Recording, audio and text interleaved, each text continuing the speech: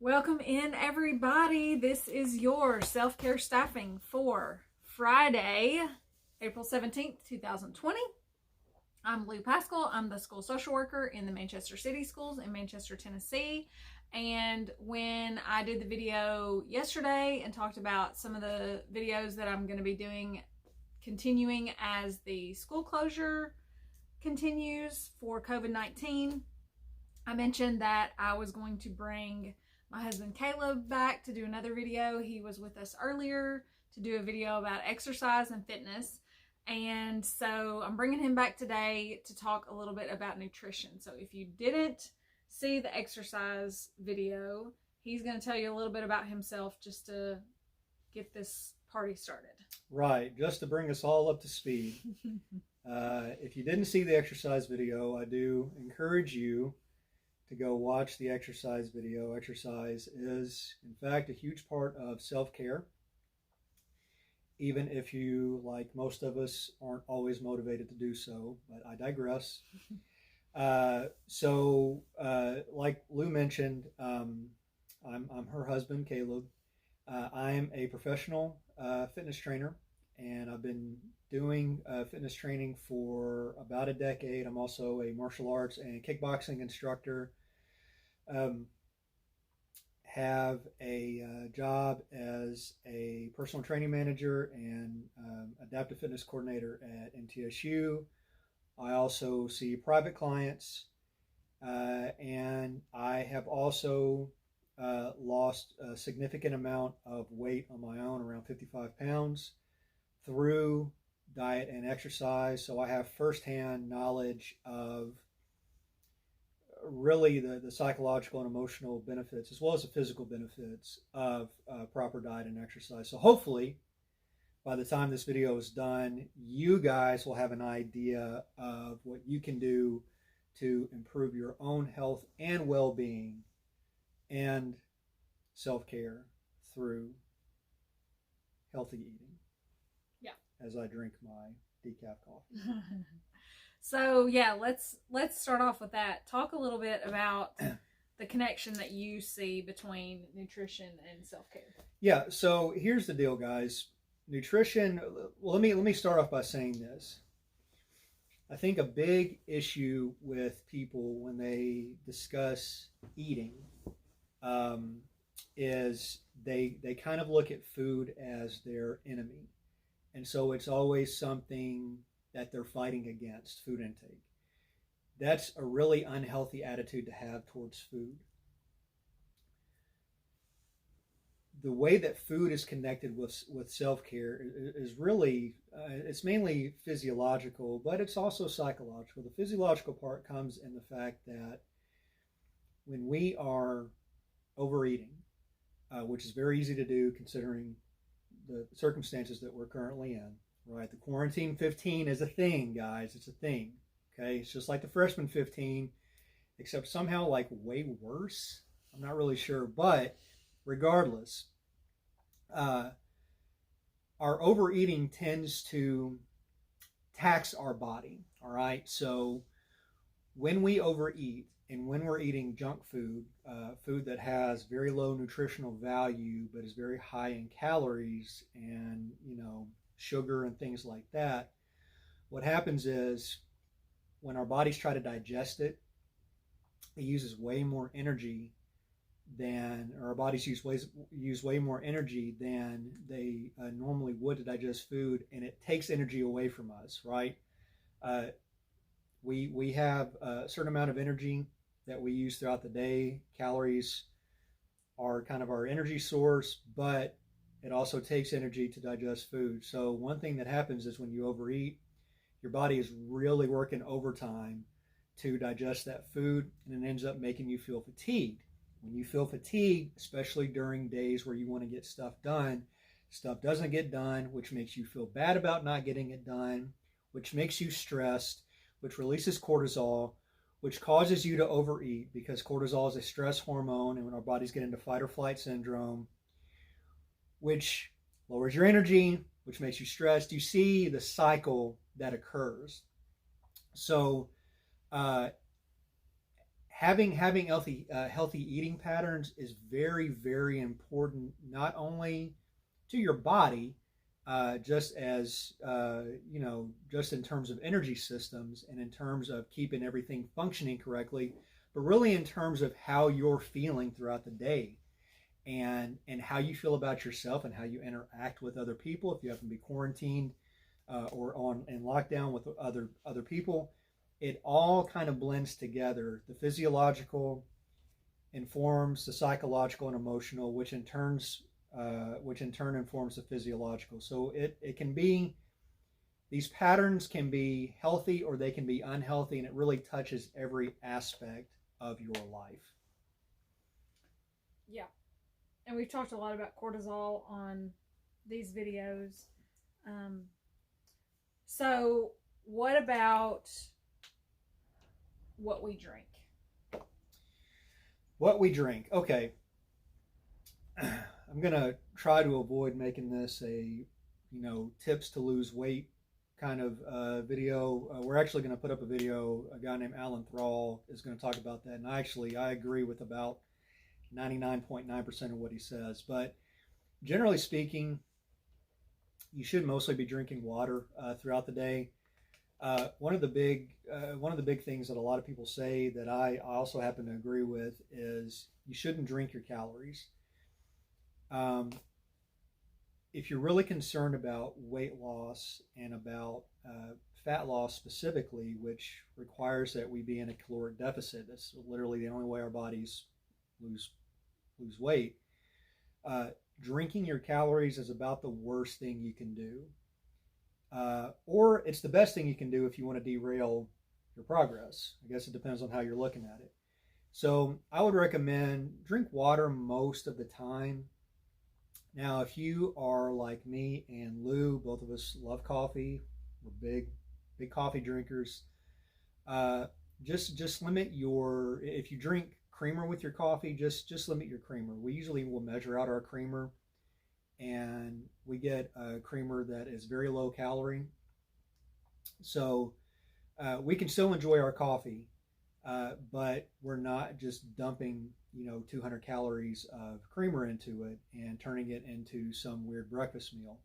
Same thing if you like soda.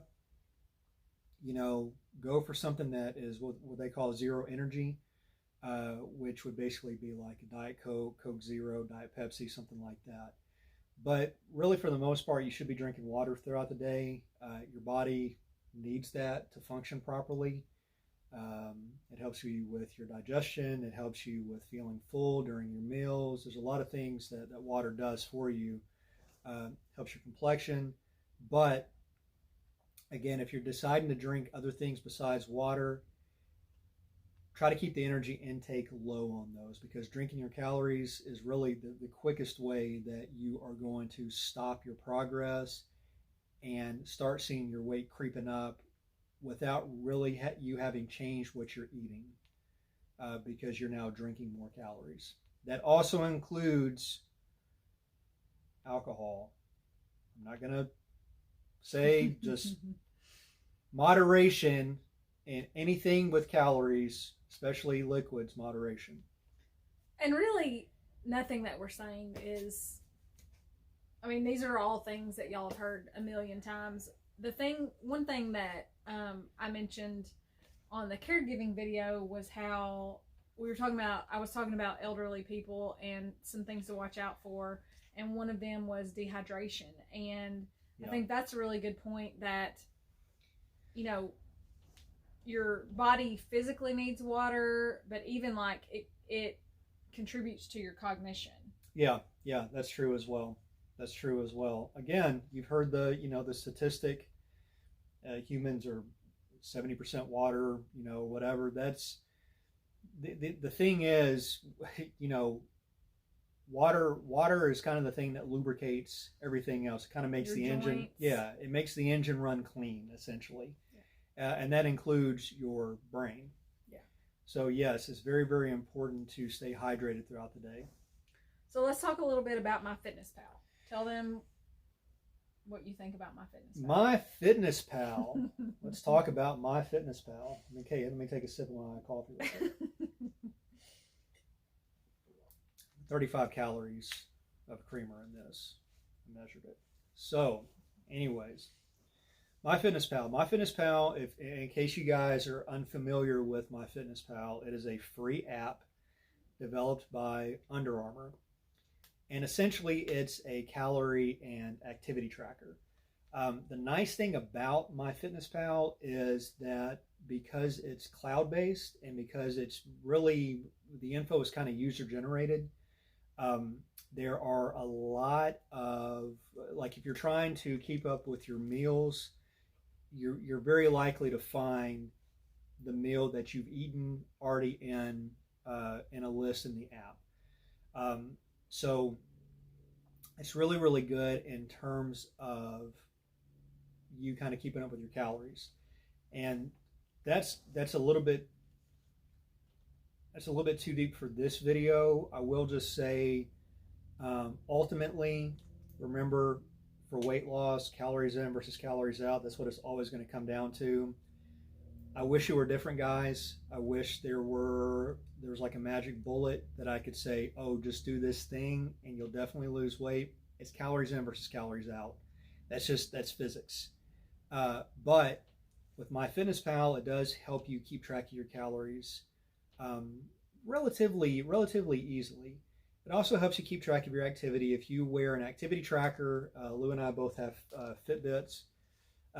You can hook up your Fitbit with your MyFitnessPal app. It's very easy to do. You just go into the settings, and there's usually, they'll have the devices that you can hook up to, and you just pick yours. It's simple to do so. So overall, I think it's a very good app for activity tracking and calorie tracking, specifically because it's free and you don't need to pay for it. They do have a premium option, but quite frankly, unless you're getting into something weird like physique competition or doing something very, very, focused, the free app is all you guys need. But I do very much recommend MyFitnessPal. I do think it's a decent, a very decent activity and calorie tracking app. Yes. And relatively accurate as well. Yeah, so let's talk about some specifics about MyFitnessPal. If you don't know, when you go in there to enter your food, you can either just type in, whatever it is, caffeine-free Coke Zero, which has 0 calories. But you can either just type it in, or there's a little symbol up at the top that's a barcode, and you push that. Yeah. And you can actually scan the food. And so you don't have to type anything in, you just scan it and it pulls it up. So that's one thing. Recipes, you can enter your recipes into MyFitnessPal. You have to do that on the desktop version. So you have to log in, but then you can just copy and paste your recipes in there. And then I think the key to that is you have to divide it by the number of servings so that you know how much there is in a serving. But you can put your recipes in there. Restaurants, there are a ton. I mean, if it's, a local restaurant, I'm not going to mention any particular local restaurant, but if it's a local restaurant, they may not have your calorie counts in MyFitnessPal. But if it's a nationwide chain or a regional chain, they'll have a lot of the calorie counts in MyFitnessPal. So that's really good. And then also, if you're wanting to get super serious about it, there's also a nutrition tab, I guess, at the bottom, and it'll let you go in there and see kind of what your macros are. Yeah. So how much carbs, protein, fat. And so if you need to adjust that, which I can't even get into talking about what you should do about that, but if you think what usually I'm doing is too many carbs and too much fat. So I could be able to tell that from entering all my calories in there. And then if I need to steer towards more protein, then I'll be able to see it on a graph of how much. And it also shows you how much you've gone over on salt or sugar or whatever. It'll put your recommended daily allowances and how many grams or whatever you've done of all that. So anything else you want to say about any of that? The only thing I would add about MyFitnessPal is it seems tedious at first to enter in all of your meals, But honestly, it's just like building any other habit. Once you do it for a while, um, it really just becomes a part of your overall kind of meal intake rituals. One of the other things that I guess kind of an added benefit that it has as well is once you start seeing what the calorie counts for all these foods actually are, it really helps you develop some mindfulness about what you're actually eating. Um, that in and of itself, just being aware of what your calorie intake looks like goes a long way toward you kind of moderating your food intake. So, like me, I don't like entering stuff into anything really. That's just not my deal. But I enter every single calorie I eat every day into MyFitnessPal. Mostly because now it's such a habit that I feel weird if I don't. But it also allows me to keep track of my calories throughout the day. So on days where I might want a dessert or something like that, it's easy for me to kind of go in and just do some really quick math.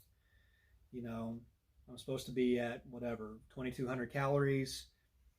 I've eaten 1,700, so I have about 500 calories that I can play around with. Well, great. Maybe I'll use some of those, to eat a couple cookies, or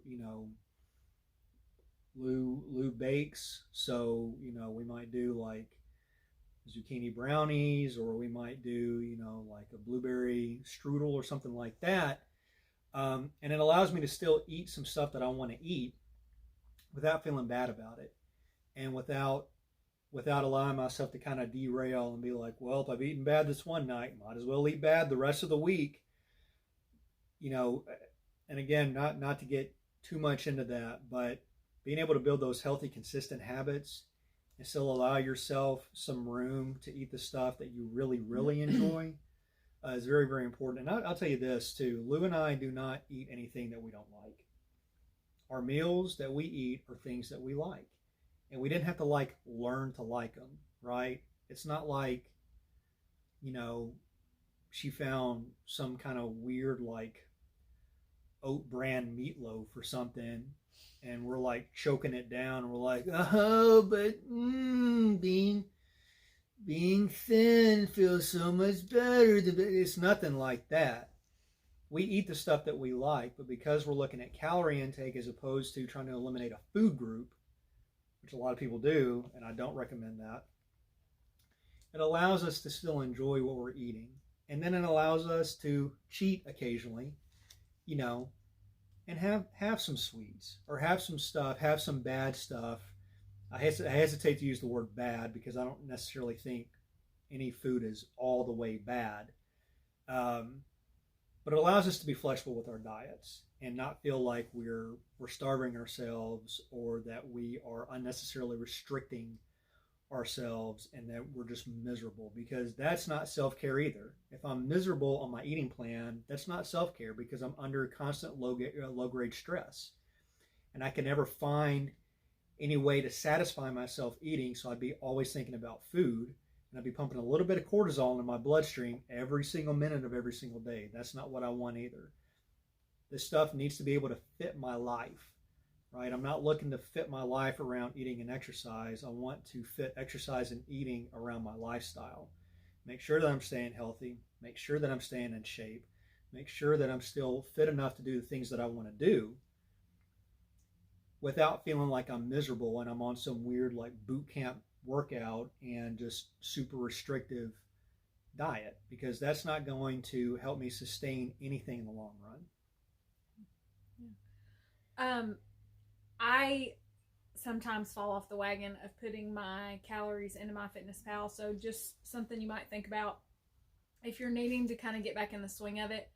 I try to be for the first few days, just kind of be real gentle with myself. And this is not necessarily about, me being, to the calories, to the exact number. It's just about getting back into the habit of entering everything.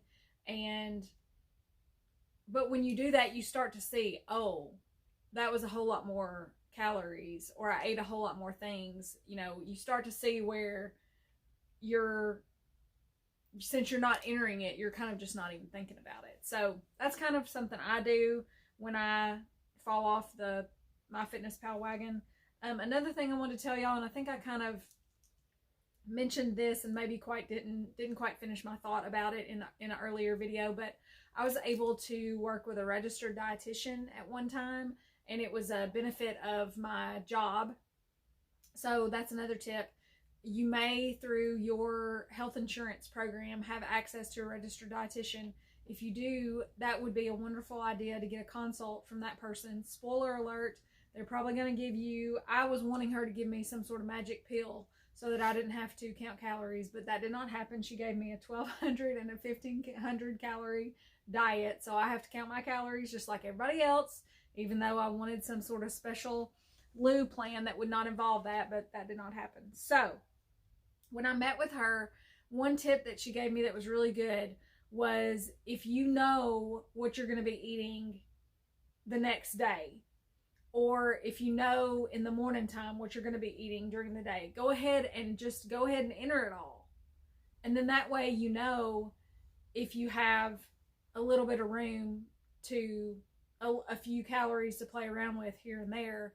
And then if you eat dinner and you get caught up in something else, you don't forget about it and get messed up on your calories. So you can do that ahead of time, you know, little something that your future self will thank you for.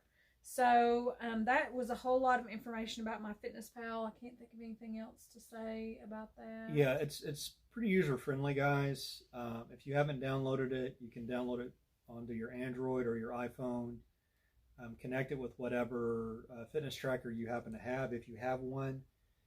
If you don't have one and you still want to use it to track your calories and your activity levels, there is a way that you can manually enter in your activity levels into MyFitnessPal without necessarily having a fitness tracker. It kind of takes like an average type of workout. So you can enter in aerobic workout, and it's kind of like an average amount of calories that people normally burn during an aerobic workout. So you can still be relatively accurate with your calories burned, and your calories that you have taken in throughout the day. All right, so I'm going to start giving the things that we're going to share to leave with them today. Do you have anything else you want to comment on before?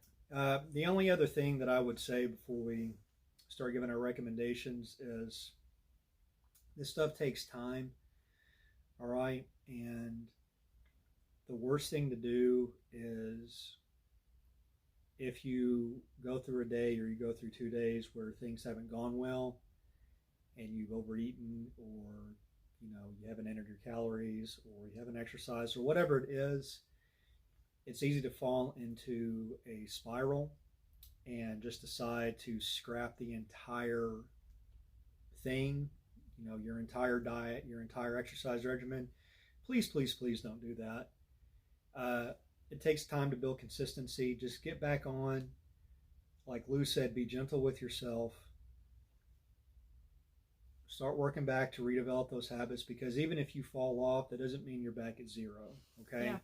Yeah. It's baby steps. So most of this stuff, guys, is baby steps. This idea of being able to get, a beach body in 6 weeks or 8 weeks or whatever, it's not realistic. And, give yourself time. Give yourself time to build these habits, develop these habits, and start really working these habits. That's going to help you sustain any of your fitness goals much, much better than going all in on something that you're not going to be able to handle after 6 weeks. Yeah. Well, I think we haven't really talked about mindset a whole lot. I do think there's some things that you can do with your mindset. I mean, this may be too woo-woo for y'all, but I am 100% positive, if you feel like you really need to change your mind about what kind of foods you like, there are certainly affirmations, and you can kind of use that neuroplasticity and start talking to yourself differently about your life and your habits and those kinds of things. I think the biggest thing for us is that as I've mentioned before, we don't have kids, and we spent a lot of years doing caregiving for elderly relatives. And, you know, I get kind of conflicted about it. On the one hand, I think, well, you know, maybe if they would have been more physically active and done better with their nutrition, you know, maybe some of the results, some of the more negative results could have been avoided in their last years. Sometimes I'm not 100% sure about that, but what happened to us is we were just kind of, you know, they were in their 80s. That's still, yeah, you know, still pretty long lives. Yes, absolutely. But we were in our, you know, 30s looking at what it looks like when you're in your 80s.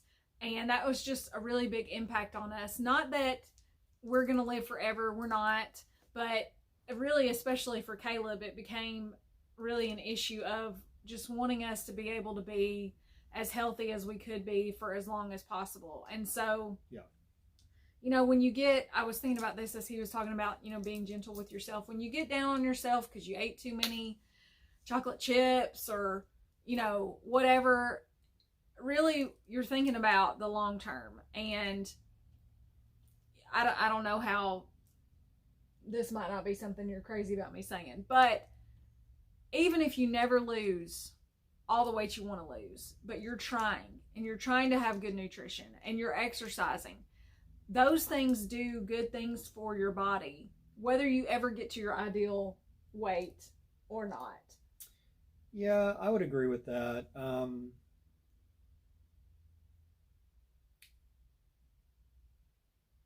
If you're looking to get down to a specific weight, you know, provided that you don't have any medical issues that are hampering you, and quite honestly, guys, very few people have medical issues that are hampering them. But if you do, that's a different subject. If you don't, and it's just a matter of you paying more attention to what you're eating and how you're exercising, eventually you'll be able to get down to your target weight, provided it's realistic. Mm-hmm. Going from 180 to 110, depending on what your height is, that's going to be a long, long time. But to kind of dovetail what Lou's saying, it's not like you start at a certain weight and then only when you get to your target weight do you start feeling better. It doesn't work like that.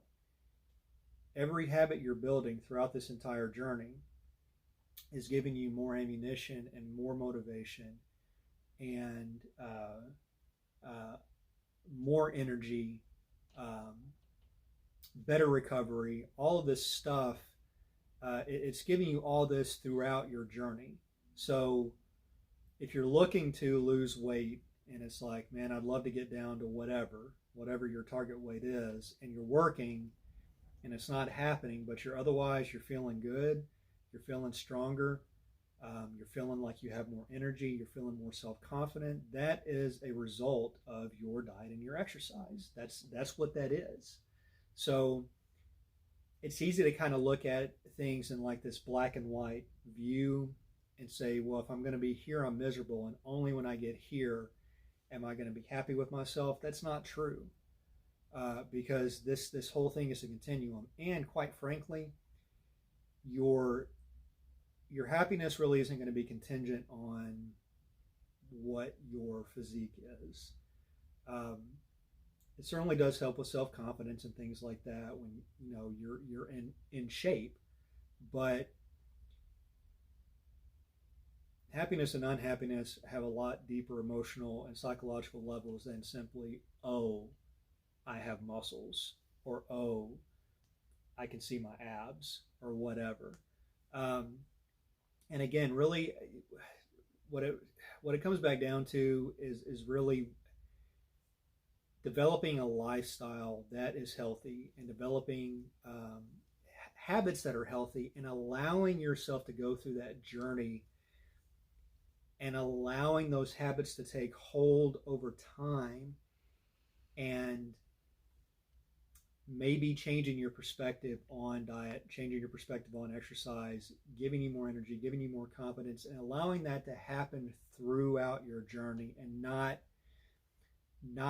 always looking towards, okay, well, the next 5 pounds is going to be. It's not that. It's not that. Give yourself the give yourself the experience of being of getting in shape, right? Give yourself the experience of eating healthy, because a lot of people don't, and it causes these vicious cycles that we talked about earlier. So let yourself experience and live out the improvement in all these aspects of your life as you're going through these physiological changes, because that's going to help you much more get towards your goals than by simply, I don't know, kind of shoving those aside and just like relentlessly pursuing, I've got to lose 40 pounds by July. You don't have to lose 40 pounds by July. You know, let yourself enjoy the experience. I know that sounds weird when we're talking about diet and exercise, but if you're focused on the results, if you're focused on those,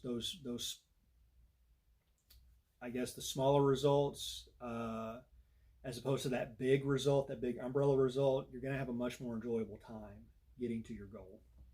Well, and I think too, if you aren't so focused on that number, well, I just think like thinking of, like what you're saying, thinking of it as a long-term journey, because I think sometimes we have competing goals. Like we say we want to be a certain weight, or we say we have certain goals with our nutrition or our fitness or whatever, but then when you have that cortisol dump, when I have that cortisol dump, all I want is a cheeseburger. That's all I want. And so I think thinking of it as a long-term project, thinking of it as a lifestyle, thinking of it, just thinking of it in different ways. These are all ways to kind of retrain your brain, can kind of help you stay away from that, that goal that doesn't really, that competing goal of needing to have a cheeseburger in that moment, if that makes any sense. So on the subject of trying to retrain your brain, this is one thing that helps me. I'm going to show you guys. These are some cookbooks that I have, and they're all by the same author. This is the Healthy Mind Cookbook, and this is by Rebecca Katz. It's backward, but sorry, I don't know how to make it not backward. I don't know if you can. Is that impossible to make it not backward? Well, we'd have had to turn the camera around. Oh, okay. Sorry. But we'll wait. I'll tell you what we can do. We'll write down these. We'll write down these books in the comments. We'll link them. Yeah. Yeah, or we'll link them to Amazon. So she has the Healthy Mind Cookbook. She has the Longevity Kitchen, and then she has the Cancer Fighting Kitchen. We've not had cancer, but it's kind of the same idea. But what I really like about these books, this is one thing that really motivates me. In each one, she's got something called the Culinary Pharmacy. And so she goes through for like pages and pages and pages of all these different natural ingredients, fruits and vegetables, and all the things that they do that are beneficial for your body. So I'm going to give you an example. So here she has blueberries. Blueberries are good for cognitive functioning, memory, neuronal health, your neurons in your brain. Blueberries are a boon for the brain. The flavonoids they deliver help delay cognitive decline in older people. Blueberry consumption may also help improve memory and help neurons survive. This latter result seems to be related to the high level of antioxidants in blueberries, which helps promote a balanced metabolism that enhances nerve communication. So when I read that, and if I can keep that in my mind, it makes me want to eat blueberries. So these are great for that. Each book has a culinary pharmacy that has all different kinds of things in it.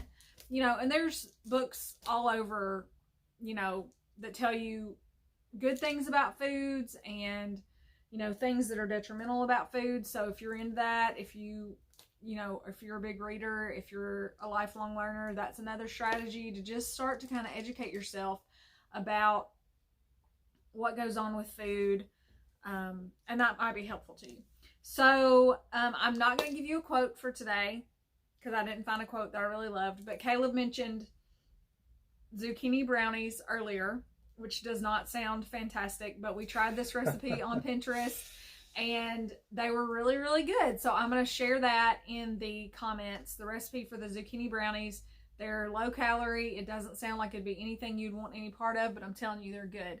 Now, I think those were the ones that we cooked them and we needed to like really let them cool for a while before they really got to be like so delicious. So don't give up if you pull them right out of the oven and they're not great. Okay. Yeah. Let them cool for a little bit. Trust us.